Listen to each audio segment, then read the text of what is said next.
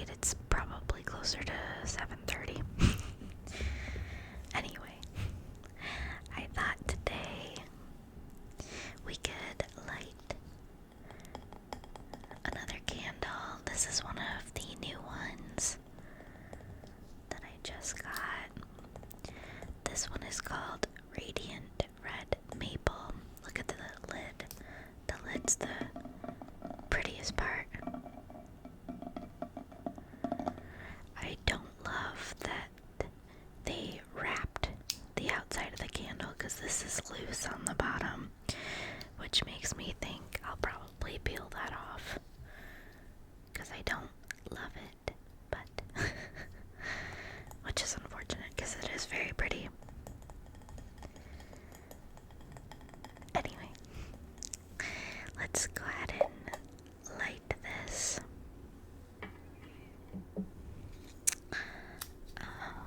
It says on the bottom it smells like crisp Macintosh apple, smoky woods, and a hint of toasted marshmallow.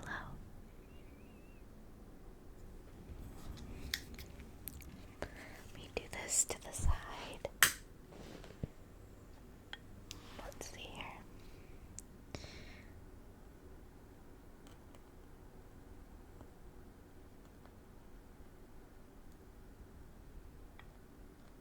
Sorry about the flashing, guys, from it lighting. That sounds so good. Okay. So we're just gonna set this right there. Maybe right there. Okay. Let's go ahead and get started.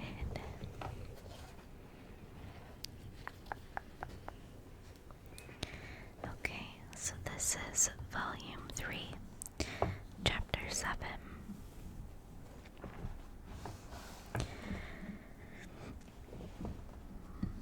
My present situation was one in which all voluntary thought was swallowed up and lost. I was hurriedly away. I was hurried away by fury.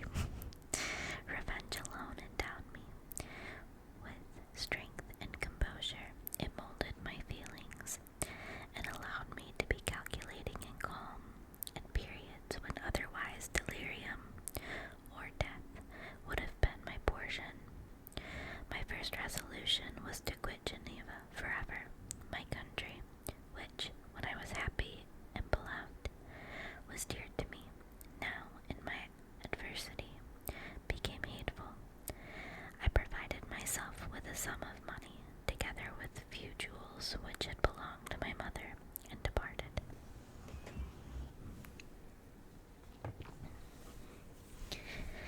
And now my wanderings began, which are to cease but with life. I have traversed a vast portion of the earth, and have endured all the hardships which travelers in deserts and barbarous countries are wont to meet. How have I lived? I hardly know. Many times have I stretched my failing limbs upon the sandy plain, and prayed for death, but revenge kept me alive. I dared not die, and leave my adversary in peace. When I quitted Geneva, my first labor was to gain some clue by which I might trace the steps of my fiendish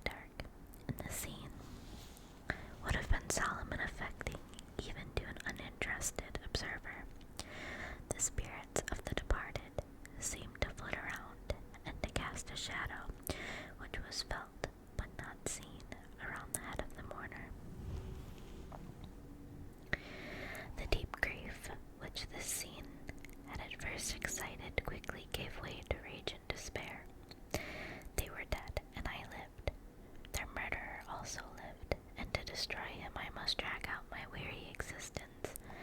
I knelt on the grass and kissed the earth, and with quivering lips exclaimed, by the sacred earth on which I kneel, by the shades that wander near me, by the deep and eternal grief that I feel, I swear, and by thee, O night, and the spirits that preside over thee, to pursue the demon who caused this misery, until he or I shall perish in mortal conflict. For this purpose I will preserve my life, to execute this dear revenge will I again behold the sun, and tread the green herbage of earth, which otherwise should vanish from my eyes forever. And I call on you, spirits of the dead, and on you, wandering ministers of vengeance, to aid and conduct me in my work. Let the cursed and hellish monster drink deep of agony. Let him feel the despair that now torments me. I had begun my adoration with solemnity, and an awe which almost assured me that the shades of my murdered friends heard and approved my devotion. But the Furies possessed me as I concluded, and rage choked my utterance. I was answered through the stillness of the night by a loud and fiendish laugh. It rang on my ears long and heavily. The mountains re-echoed it, and I felt as if all hell surrounded me with mockery and laughter. Surely in that moment I should have been possessed by frenzy and have destroyed my miserable existence, but that my vow was heard, and that I was reserved for vengeance. The laughter died away, when a well-known and abhorred voice, apparently close to my ear, addressed me in an audible whisper. I am satisfied, miserable wretch. You have determined to live, and I am satisfied. I darted toward the spot from which the sound proceeded, but the devil eluded my grasp. Suddenly the broad disk of the moon arose, and shone full upon his ghastly and distorted shape. As he fled with more than mortal speed, I pursued him, and for many months this has been my task, guided by a slight clue. I followed the windings of the Rhone.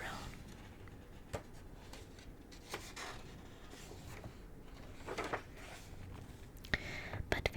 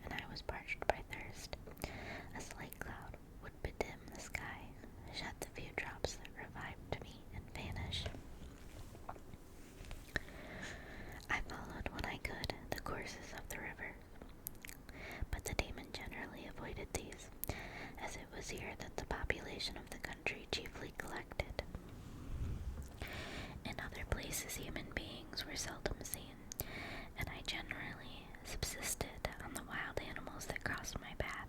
I had money with me and gained the friendship of the villagers by distributing it, or I brought with me some food that I had killed, which, after taking a small part, I always presented to those who had provided me with fire and utensils for cooking.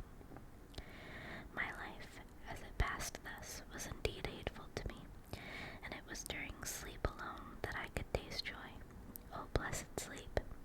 Often when most miserable, I sank to my repose, and my dreams lulled me even to rapture.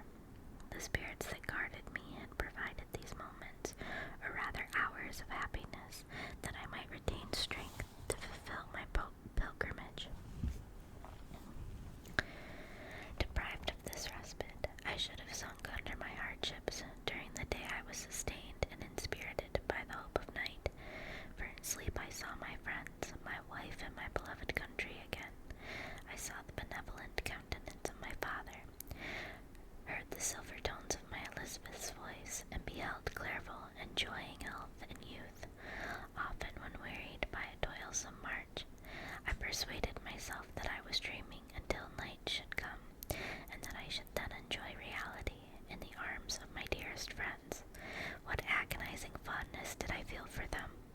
How did I cling to their dear forms, as sometimes they haunted even my waking hours, and persuade myself that they still lived.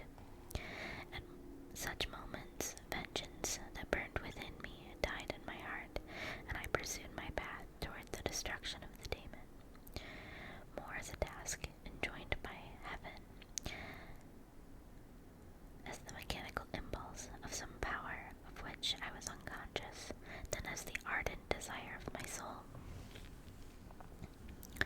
What his feelings were, whom I pursued, I cannot know. Sometimes, indeed, he left marks in writing on the bark of the trees or cut in stone, and then guided me and instigated my fury. My reign is not over yet. These words were legible in one of these inscriptions. You live, and my power is complete. Follow me. I seek the everlasting ices of the north, where you will feel the misery of cold and frost, to which I am impassive. You will find near this place, if you follow not too tardily, a dead hare. Eat and be refreshed. Come on, my enemy. We have yet to wrestle for our lives, but many hard and miserable hours must you endure, until that period shall arrive. Scoffing devil, again do I vow vengeance, again do I devote thee, miserable fiend, to torture and death. Never will I give up my search until he or I perish, and then with what ecstasy shall I join my Elizabeth and my departed friends, who even now prepare for me the reward of my tedious toil and horrible pilgrimage. As I still pursued my journey to the northward, the snows thickened, and the cold increased in a degree almost too severe to support.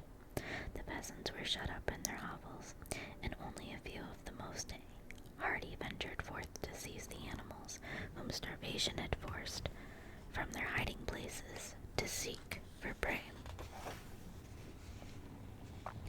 The rivers were covered with ice, and no fish could be procured, and thus I was cut off from my chief article of maintenance.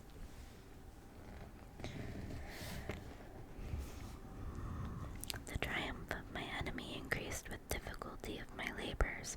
One inscription that he left was these words: Prepare, your toils only begin. Wrap yourself in furs and provide food, for we shall soon enter upon a journey where your sufferings will satisfy my everlasting hatred. My courage and perseverance were invigorated by these scoffing words. I resolved not to fail in my purpose, and calling on heaven to support me, I continued with unabated fervor to traverse immense deserts until the ocean appeared at a distance and formed the utmost boundary of the horizon. Oh, how unlike it was to the blue seasons of the south, covered with ice. It was only to be distinguished from land by its superior wilderness and ruggedness. The Greeks wept for joy when they beheld the Mediterranean from the hills of Asia, and hailed with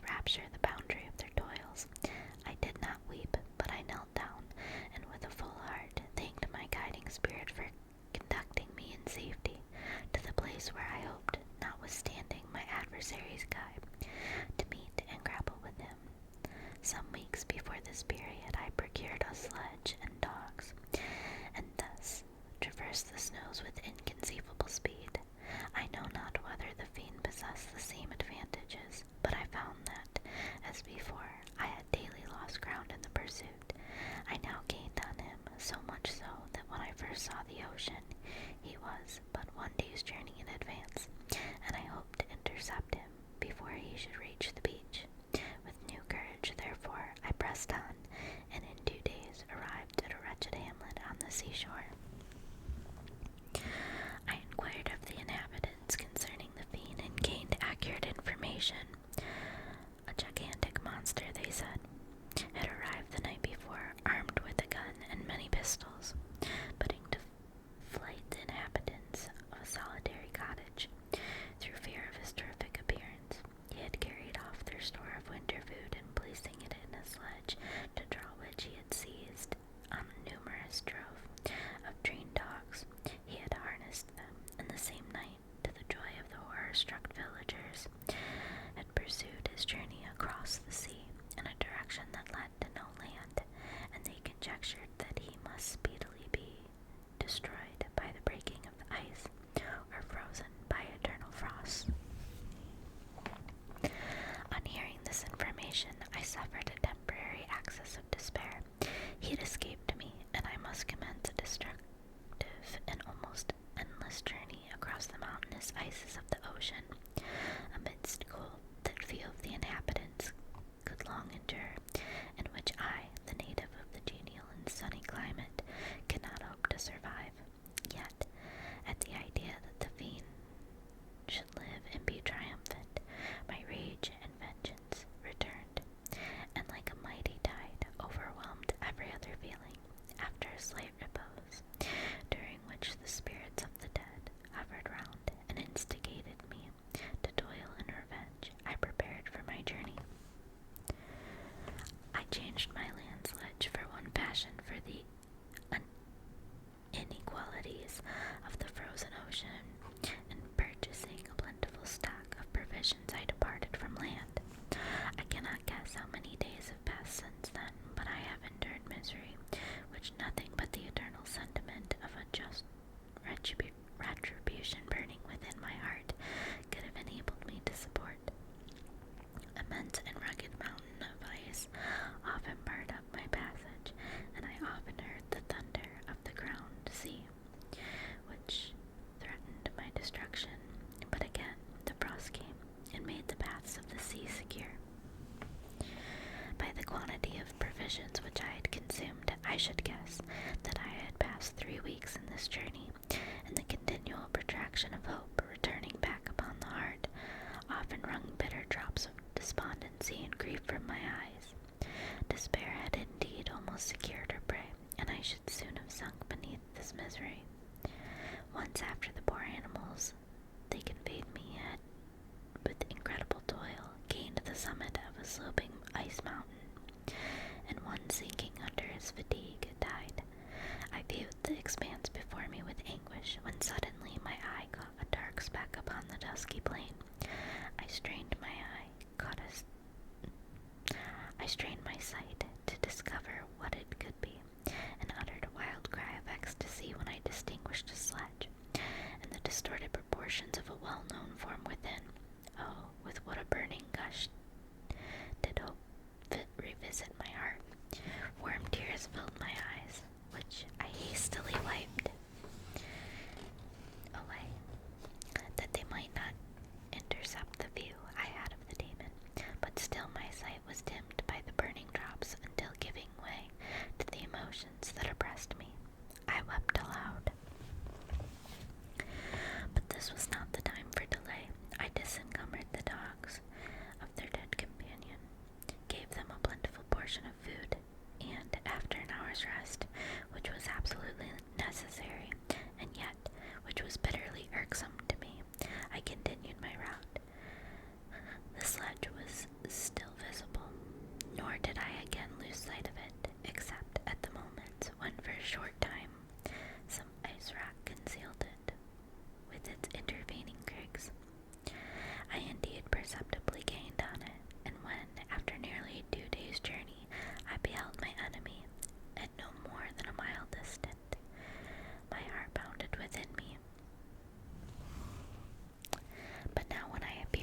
almost with grasp of my foe, my hopes were suddenly extinguished, and I lost all trace of him, more utterly than I had ever done before.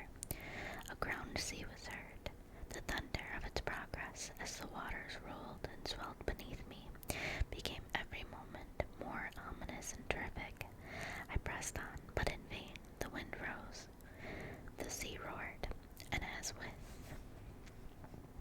the mighty shock of an earthquake, it split and cracked with a tremendous and overwhelming sound. The work was soon finished. In a few minutes a tumultuous sea rolled between me and my enemy, and I was left drifting on a scattered piece of ice that was continually lessening, and thus preparing for me a hideous death. In this manner many appalling hours passed. Several of my dogs died, and I myself was about to sink under the accumulation of distress, when I saw your vessel riding at anchor, and holding forth to me hopes of succor and life. I had no conception that vessels ever came so far north, and was astonished at the sight. I quickly destroyed part of my sledge to construct oars, and by these means was enabled with infinite fatigue to move my ice raft in the direction of your ship. I had determined, if you were going southward still, to trust myself to the mercy of the seas, rather than abandon my purpose. I hoped to induce you to grant me a boat, with which I could pursue my enemy, but your direction was northwards. You took me on the board when my vigor was exhausted, and I should soon have sunk under my multiplied hardships into a death which I still dread, for my task is unfulfilled.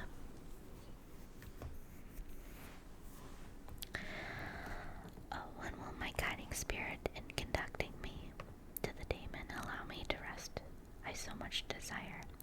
Or must I die, and he yet live? If I do, swear to me, Walton, that he shall not escape, that you will seek him, and satisfy my vengeance in his death.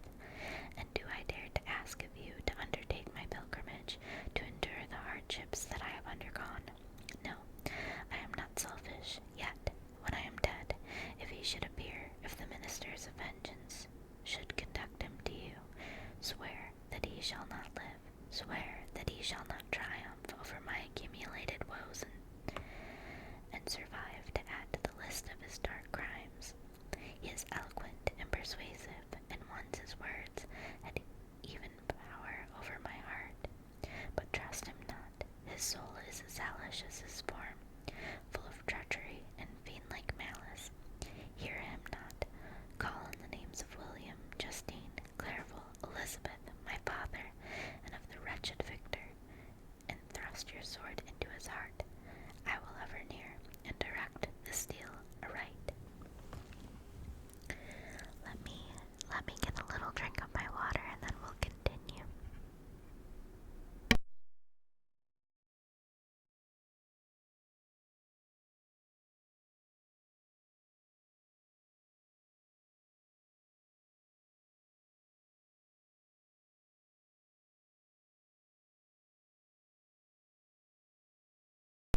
Okay. Walton, in continuation. August 26, 17. You have read this strange and terrific story, Margaret, and do you not feel your blood congeal with horror, like that which even now curdles mine? Sometimes seized with sudden agony, he could not continue his tale. At others, his voice broken, yet piercing, uttered with difficulty the words so replete with anguish. His fine and lovely eyes were now lighted up with indignation, now subdued to downcast sorrow and quenched in infinite wretchedness. Sometimes he commanded his countenance and tones, and related the most horrible incidents with tranquil voice, suppressing every mark of agitation. Then, like a volcano bursting forth, his face would suddenly change to an expression of the wildest rage, as he shrieked out imprecations on his persecutor. His tale is connected, and told with an appearance of the simplest truth, yet I own to you that the letters of Felix and Sapphi, which he showed me, and the apparition of the monster seen from the ship, brought to me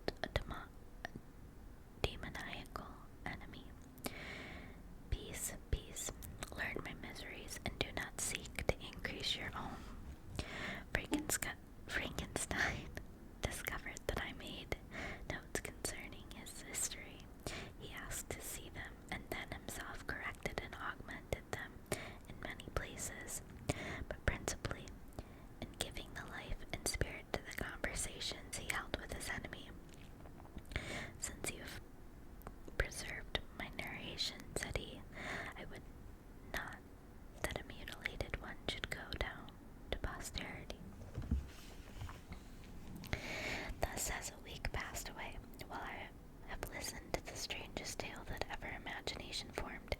My thoughts and every feeling of my soul have been drunk up by the interest for my guest, which this tale and his own elevated and gentle manners have created. I wish to soothe him, yet can I counsel one so infinitely miserable, so destitute of every hope of consolation to live? Oh no, the only joy that he can now know will be when he composes his shattered spirit to peace and death. Yet he enjoys one comfort, the offspring of solitude and delirium.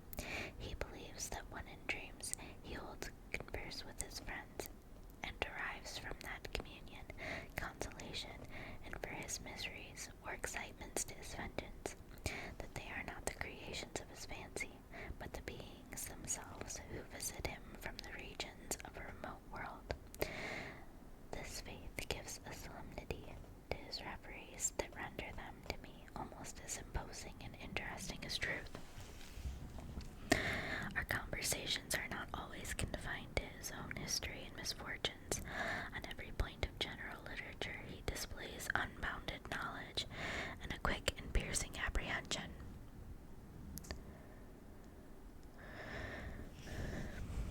His eloquence is forcible and touching, nor can I hear him when he relates a pathetic incident or endeavors to move the passions of pity or love without tears. What a glorious creature must he have been in the days of his prosperity, when he is thus noble and godlike in ruin. He seems to feel his own worth and the greatness of his fall.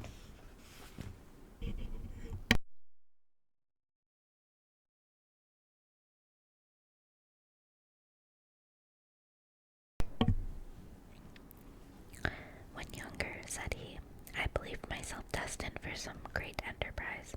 My feelings are profound, but I possessed a coolness of judgment that fitted me for illustrious achievements. The sentiment of the worth of my nature supported me, when others would have been oppressed, for I deemed it criminal to throw away in useless grief those talents that might be useful to my fellow creatures. When I reflected on the work I had completed, no less a one than the creation of a sensitive and rational animal, I could not rank myself with the herd of common projectors, but this thought, which supported me in the commencement of my career, now serves only to plunge me lower in the dust. All my speculations and hopes are as nothing, and like the archangel who aspired to omnipotence, I am chained in an eternal hell. My imagination was vivid, yet my powers of analysis and application were intense. By the union of these qualities, I conceived the idea and executed the creation of man. Even now I cannot recollect without passion my reveries while the work was incomplete. I trod heaven in my thoughts, now exulting in my powers, now burning with the idea of their effects.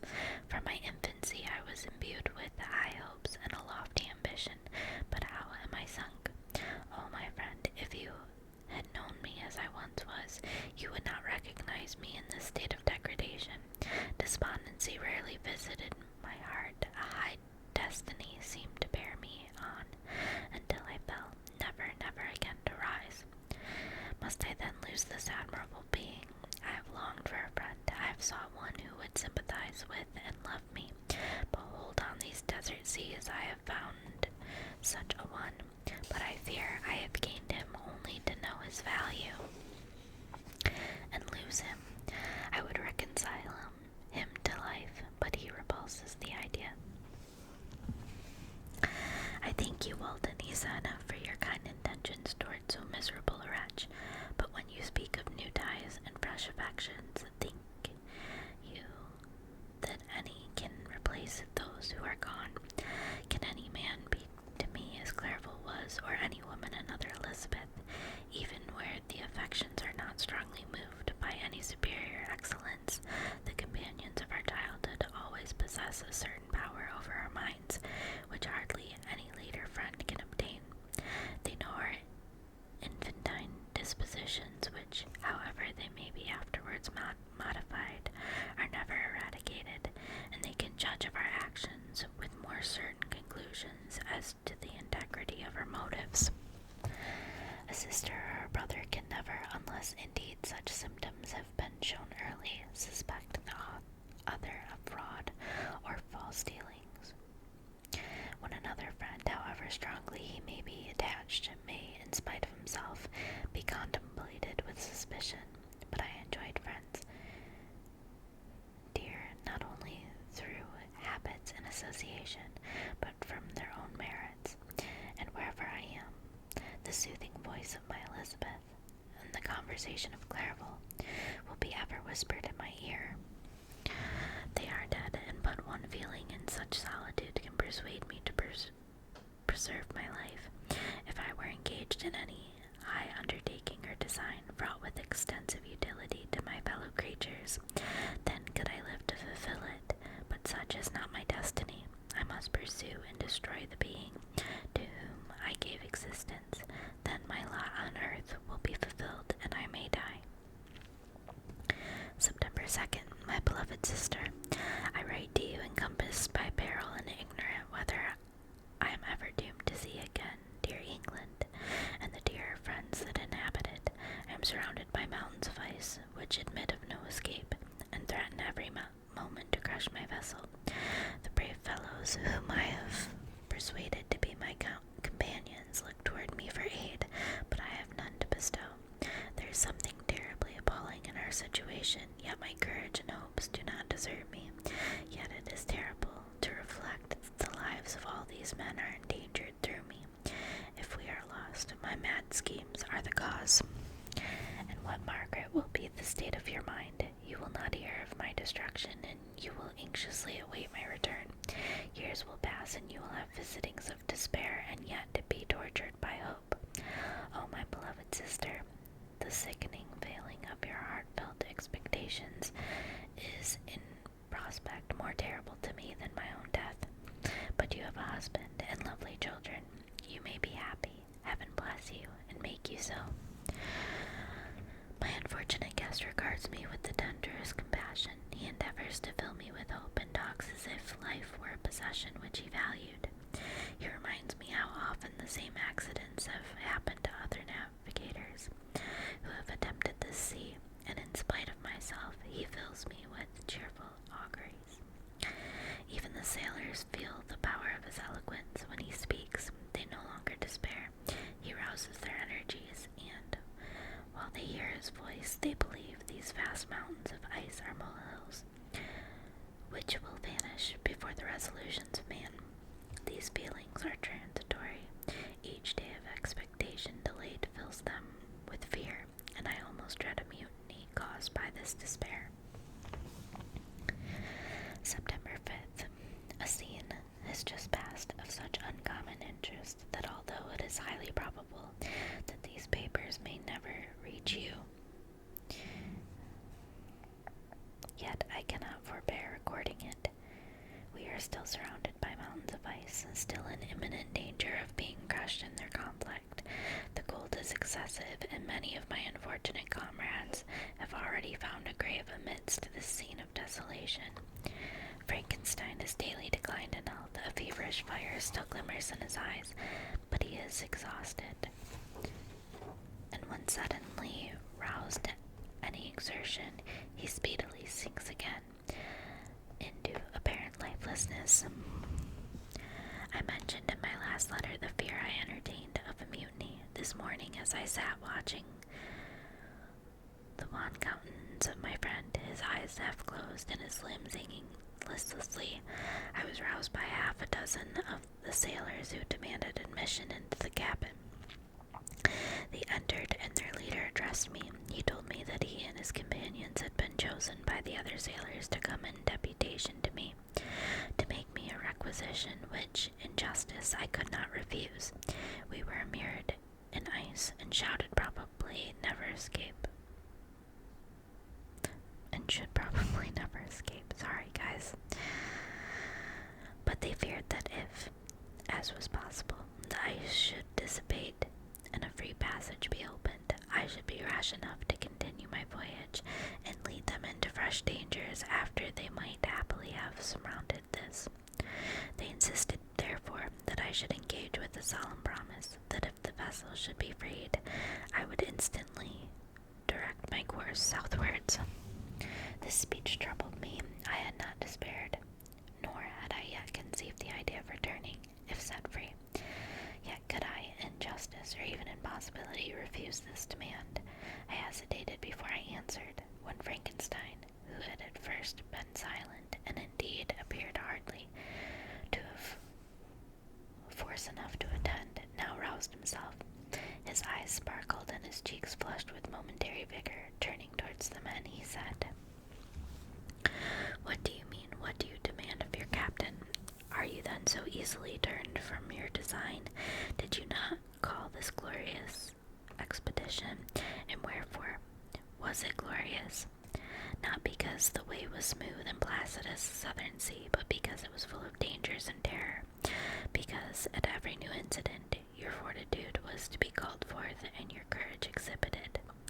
Because danger and death surrounded it, and these you were to brave and overcome.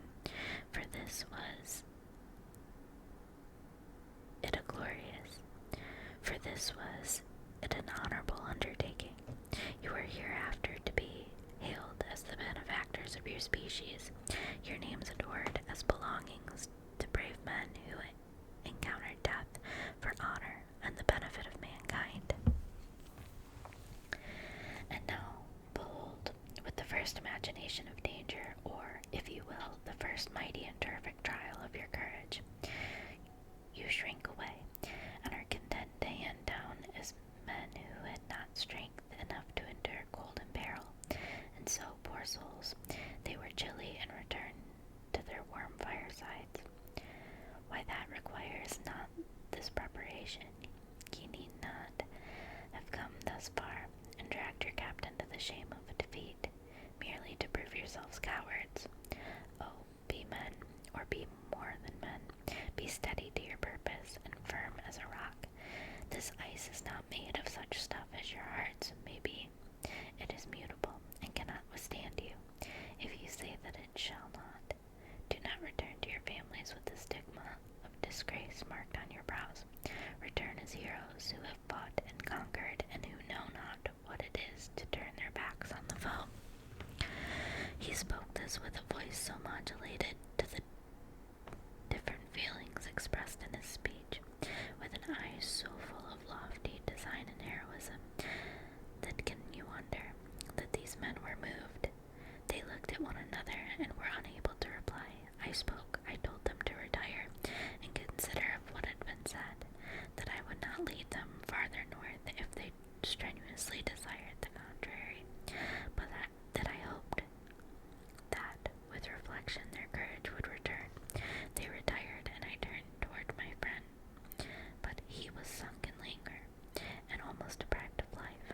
How all this will terminate I know not, but I had rather die than return shamefully, my purpose unfulfilled. Yet I fear such will be my fate. The men, unsupported by ideas of glory and honor, can never willingly continue to endure their present hardships.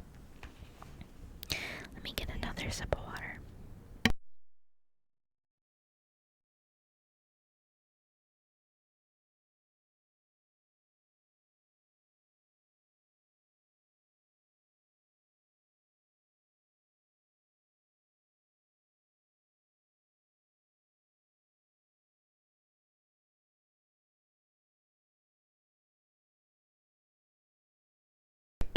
Okay, wanted to check to see how many pages were left in this chapter.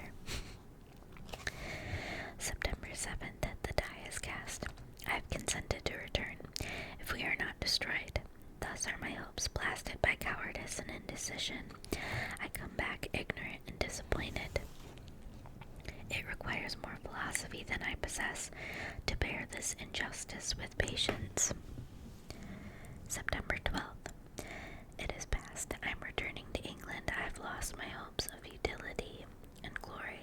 I have lost my friend, but I will endeavor to detail these bitter circumstances to you, my dear sister. And while I am wafted toward England and towards you, I will not despond. September 9th, the ice began to move, and roarings like thunder were heard at a distance as the islands split and cracked in every direction. We were in the most imminent peril, but as we could only remain passive, my chief attention was occupied by my unfortunate guest, whose illness increased in such a degree that he was entirely confined to his bed. The ice cracked behind us and was driven with force towards the north. A breeze sprung from the west, and on the 11th passage towards the south became perfectly free. When the sailors saw this, and that their return to their native country was apparently assured, a shout of tumultuous joy broke from them, loud and long continued. Frankenstein, who was dozing, awoke and asked the cause of the tumult. They shout, I said, because they will soon return to England. Do you then really return? Alas, yes. I cannot withstand their demands. I cannot lead them unwillingly to danger, and I must return. Do so if you will, but I will not. You may give up your purpose, but mine is assigned to me by heaven, and I dare not. I am weak, but surely the spirits who assist my vengeance will endow me with sufficient strength. Saying this, he endeavored to spring from the bed, but the exertion was too great for him. He fell back and fainted. It was long before he was restored, and I often thought that life was entirely extinct. At length he opened his eyes. He breathed with difficulty and was unable to speak. The surgeon gave him a composing draught and ordered us to leave him undisturbed. In the meantime, he told me that my friend had certainly not many hours to live. His sentence was pronounced, and I could only grieve and be patient. I sat by his bed, watching him. His eyes were closed, and I thought he slept, but presently he called to me in a feeble voice, and bidding me come near, said, Alas, the strength I relied on is gone. I feel that I shall soon die, and he, my enemy and persecutor, may still be in being. Think not, Walden, that in the last moments of my existence I feel that burning hatred and ardent desire of revenge I once expressed, but I feel myself justified in desiring the death of my adversary. During these last days I have been occupied in examining the past conduct, nor do I find it blamable. In a fit of enthusiastic madness I created a rational creature, and was bound towards him to assure, as far as was in my power, his happiness and well-being. This was my duty, but there was another still paramount to that. My duties towards the beings of my own species had greater claims to my attention, because they included a greater proportion of happiness or misery. Urged by this view, I refused, and I did right in refusing to create a companion for the first creature. He showed unparalleled malignity and selfishness and evil. He destroyed my friends. He devoted to destruction beings who possessed exquisite sensations, happiness, and wisdom. Nor do I know where this thirst for vengeance may end. Miserable himself, that he may render no other wretched, he ought to die. The task of his destruction was mine, but I have failed. When actuated by selfish and vicious motives, I asked you to undertake my unfinished work, and I renew this request now, when I am only induced by reason and virtue. Yet I cannot ask you to renounce your country and friends to fulfill this task, and now that you are returning to England, you have little chance of meeting with him, but the consideration of these points, and the well-balancing of what you may esteem your duties, I leave to you. My judgment and ideas are already disturbed by the near approach of death. I dare not ask you to do what I think right, for I may still be misled by passion. That he should live to be an instrument of mischief disturbs me in other respects. This hour, when I momentarily expect my release, is the only happy one which I have enjoyed for several years. The forms of the beloved dead flit before me, and I hasten to their arms. Farewell, Walden. Seek happiness and tranquility, and avoid ambition, even if it be only the apparently innocent one of distinguishing yourself in science and discoveries. Yet why do I say this? I have myself been blasted in these hopes, yet another may succeed. His voice became fainter as he spoke, and at length, exhausted by his effort, he sunk into silence. About half an hour afterward, he attempted again to speak, but was unable. He pressed my hand feebly, and his eyes closed forever, while the irradiation of a gentle smile passed away from his lips.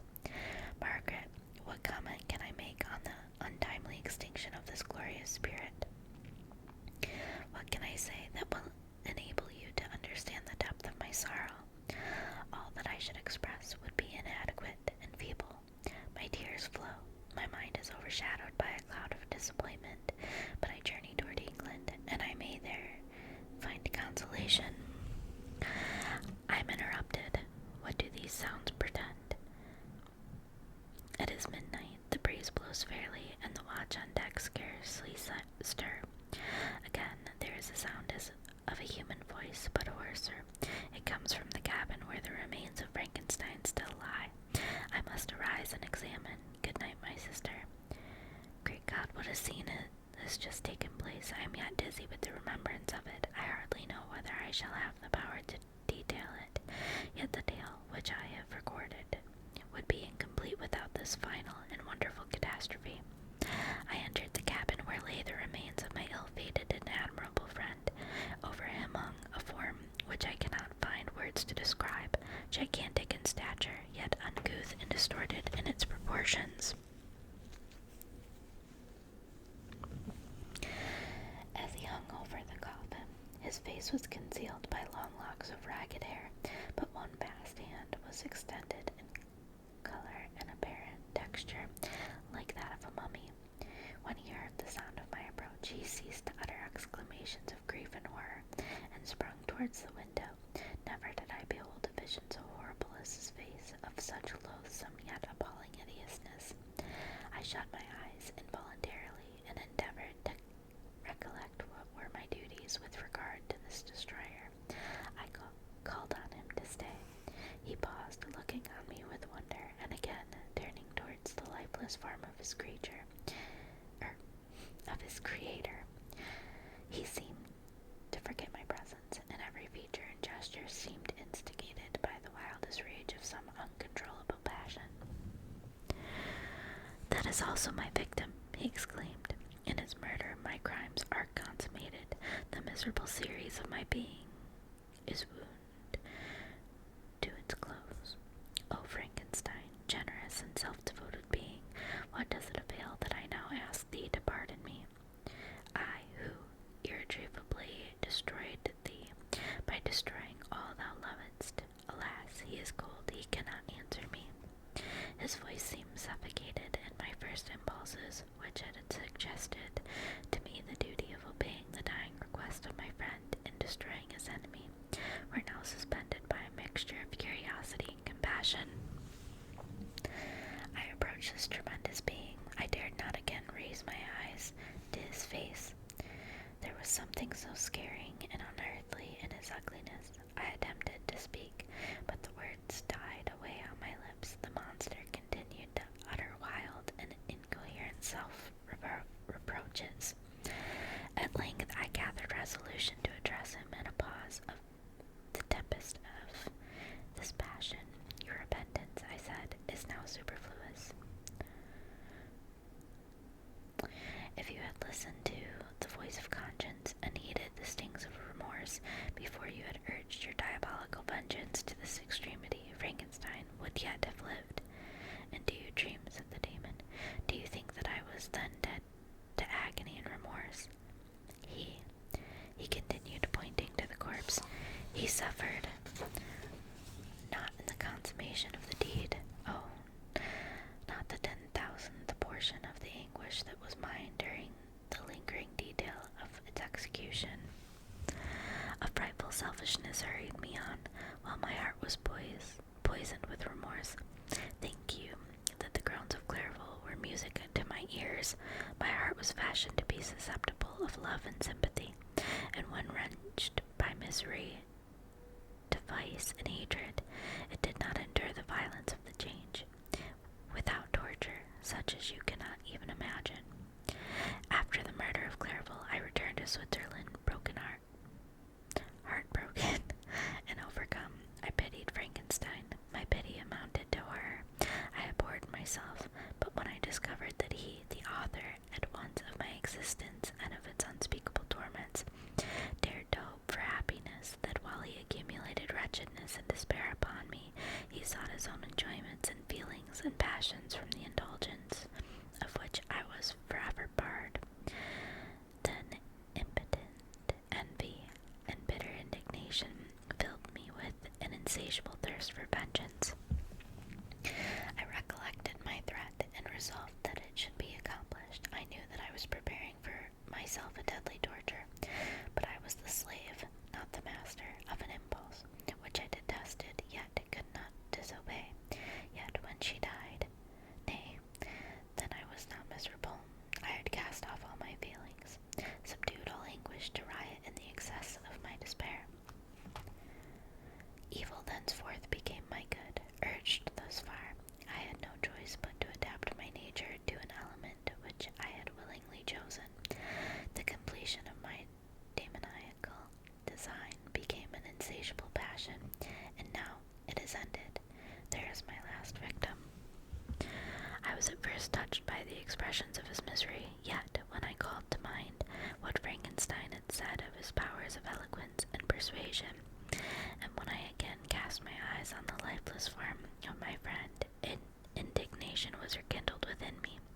Wretch, I said, it is well that you come here to whine over the desolation that you have made. You throw a torch into a pile of buildings, and when they are consumed, you sit among the ruins and lament the fall. Hypocritical fiend, if he whom you mourn still lived, still would he be the object again? Would he become the prey of your accursed vengeance? It is not pity that you feel. You lament only because the victim of your malignity is withdrawn from your power. Oh, it is not thus, interrupted the being, yet such must be the impression conveyed to you by what appears to be the purport of my actions. Yet I seek not a fellow feeling in my misery. No sympathy may I ever find.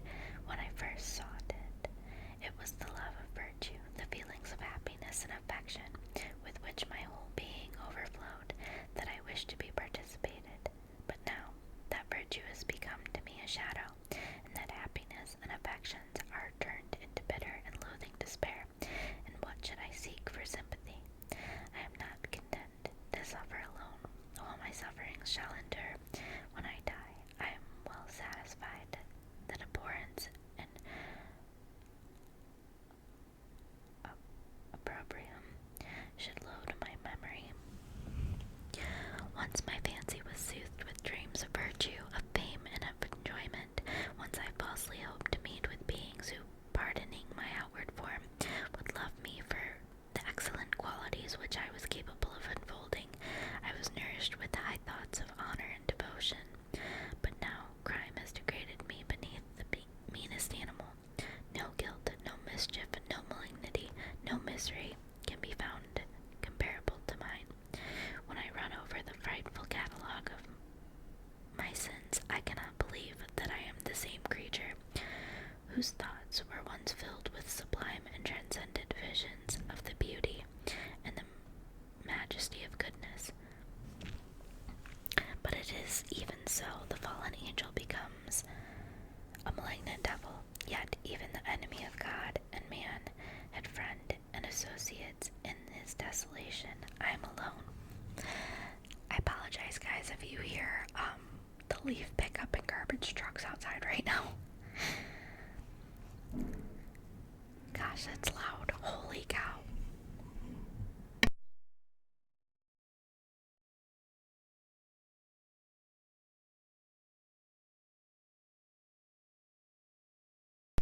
We only have a little bit left, so we're going to continue.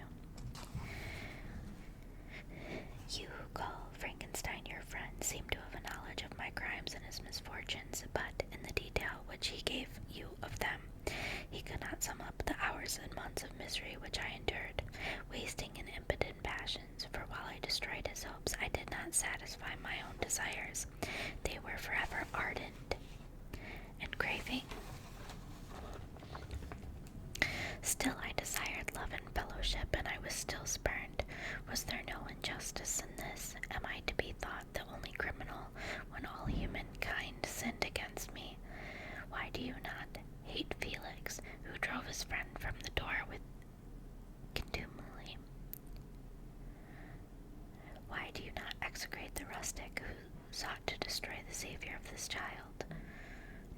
These are virtuous and immaculate beings. I, the miserable and the abandoned, am an abortion, to be spurned at, and kicked and trampled on.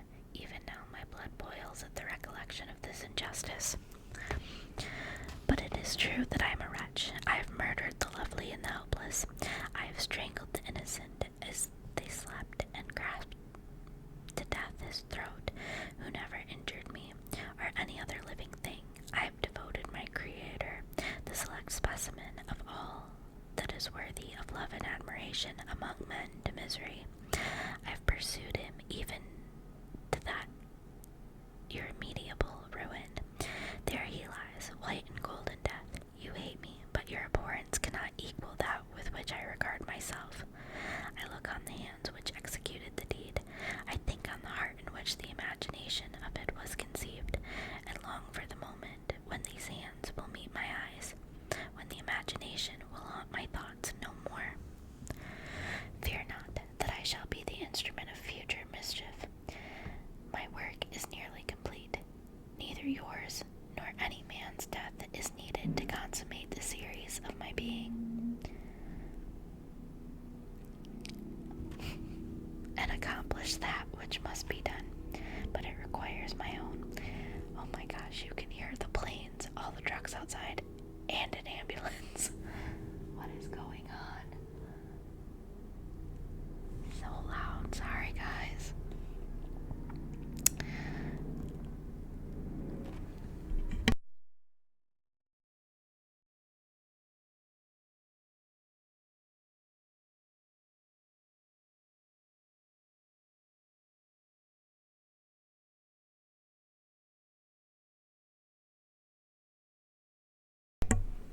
Okay, let's try that again. We're gonna start here. Fear not that I shall be the instrument of future mischief. My work is near complete. Neither yours nor any man's death is needed to consummate the series of my being, and accomplish that which must be done, but it requires my own. Do not think that I shall be slow to perform the sacrifice. I shall quit your vessel on the ice raft which brought me thither, and shall seek the most northern extremity of the globe. I shall collect my funeral pile, and consume to ashes this miserable frame, that its remains may afford no light to any curious and unhallowed wretch who would create such another as I have been. I shall die. I shall no longer feel the agonies which now consume me, or be the prey of feelings unsatisfied yet unquenched. He is dead who called me into being, and when I shall be no more, the very remembrance of us both will speedily vanish. I shall no longer see the sun or stars, or feel the winds play on my cheeks. Light, feeling, and sense will pass away, and in this condition must I find my happiness. Some years ago, when the images which this world affords first opened upon me, when I felt the cheering warmth of summer, and heard the rustling of the leaves and the warbling of the birds, and these were all to me, I should have wept to die. Now it is my only consolation, polluted by crimes and torn by the bitterest remorse. Where can I find rest but in death? Farewell, I leave you, and in you the last of humankind whom these eyes will ever behold. Farewell, Frankenstein. If thou wert yet alive and yet cherished a desire of revenge against me, it would be better satiated in my life than in my destruction. But it was not so. Thou didst seek my extinction, that I might not cause greater wretchedness, and if yet, in some mode unknown to me, thou hadst not ceased to think and feel, thou wouldst not desire against me a vengeance greater than that which I feel. Blasted as thou wert, my agony was still superior to thine, for the bitter sting of remorse will not cease to rankle in my wounds, until death shall close them forever.